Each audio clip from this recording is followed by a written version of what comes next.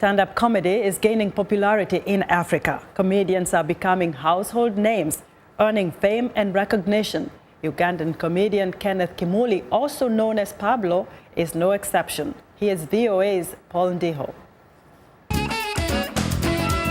Comedians are as funny as ever and can turn your bad day into a better day with their hilarious jokes. Yeah, my grandmother finally quit smoking after 30 years. Yeah, she was smoking fish. Inspired mainly by American comedians, Kenneth Kimuli is known as Uganda's king of comedy. He started doing stand-up in 2003, but it wasn't until 2009 when he won a comedy competition called StandUp Uganda that he rose to fame. A policeman will say that's being idle and disorderly. A housewife will say those are bad manners. I always tell people that I knew I'd become a stand-up comedian the day I was born. Yeah, because when I was born, my dad walked into the maternity ward, took a look at the baby and asked my mother one question: is this a joke? And here I am, a living joke.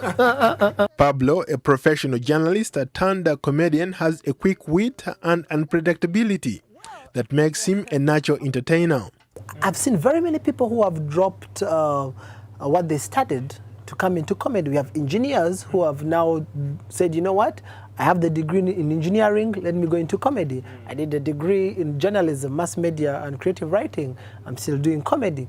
And also the fact that the international community, as I speak right now, we have very many people who have come into Uganda looking for stand-up comedians. And now, as I speak, we also have Ugandans who are writing on the international scene. We have one of the Ugandans who's a writer for Trevor Noah, who happens to be a lawyer. Yeah. So you can see that I always tell my comedian friends that the future for comedy in Uganda, every comedian should buy shades because the future is bright.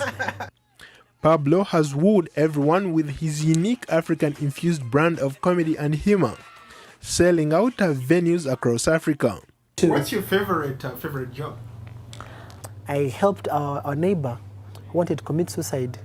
He had prepared the rope to hang himself, and when he was about to hang himself, he saw Pablo standing there. I was just 9 years old, and he told me, "What do you want?" I told him, "Go ahead, I'm only waiting for your shoes."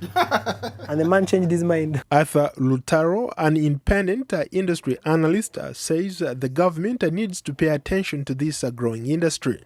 A team of young, energetic, talented fellows who are really progressing in this industry. And I must say that if the government, for example, has really not seen that potential in them, I think it is high time they started putting eyes on them, because it's one hell of an industry. 15 years ago, being a comedian was not a known profession, and in Uganda it's still a bit informal. Being a young, of course, and emerging industry, it's composed of young people. These are people who are below the age of 30, most of them. And when you look at the environment within which they are operating, I think they are doing it on their own. They are pushing themselves. In Uganda, there are few full-time comedy clubs and no real circuits for stand-up comics to perform.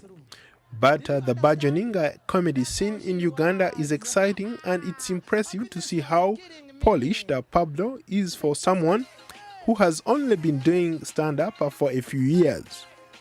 Pablo now believes that comedy is being taken seriously as a career path in Uganda. Ndiho, VOA News. And that's our show for today. Be sure to watch Africa 54 on our website at voaafrica.com. For more news, tune in to VOA's evening radio show, Africa News Tonight, at 1800 UTC, and in the mornings to Daybreak Africa between 0300 and 0600 UTC, Monday through Friday. Thanks for watching, and good night from Washington.